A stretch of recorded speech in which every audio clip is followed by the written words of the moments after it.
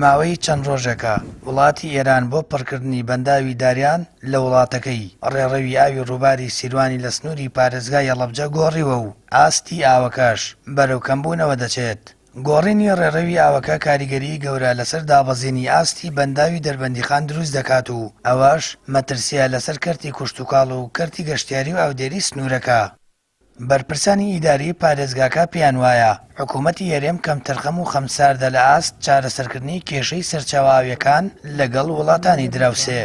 وەڵام لەوانەشە گیراوێتەوە و دایرەی ئەو هێشتا هەستیان پێ نەکرد بێت چونکە دابەزینەکە یعنی بە شێوازێکی کەمی هەستی پێکرێ لە لای مەشروعەکەوە لە بەنداوەکەەوە باشتر هەستی پێکرێ وە هۆکارەکەشی ئەگەر بێ بۆ پڕکردنەوەی سەدی داریانە ئەگەر با بڵین کەمی کرد بێ لە ێزال کەم تەرخەمی و خەمساردیەک هەیە لەلایەن حکوومەتی هەرێمەوە بۆ بەدواداچوون لەگەڵ حکوومەتی عێراق ئەم بابەتە.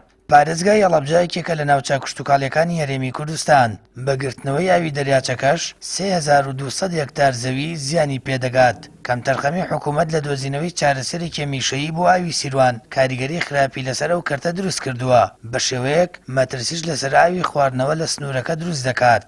ئەم دوو ئاگەری زۆرتر تیادەکەی هەم لەلانی ژینگەی و هەم لەلانی ئاوی خواردنەوە چونکە دەریاچەی سیروان لە دوو سەرچاوی سەرەکی پێیە هەم تانجەرۆ هەم بە ئەو لەقەر ئاوەی کە لە ئێرانەوە یەکیان لە ڕۆژهەڵاتەوەیەت ئەگەر هاتوو ئەم لەقەر ڕووبارە گیرایەوە لەلایەن ڕۆژهەڵاتەوە تانجەرۆ ئەڕژێتەنە ئەم بەنداوە کە پیسین ئایا سەرچاوی ئاوە بۆیە پێویستە ڕێکخراوە نێودەوڵەتەکان ڕێکخراوە لە ناوخۆیەکان و حکوومەت و هەموو دۆستانی ژینگە لەسەر بابەتە بێنە جواب.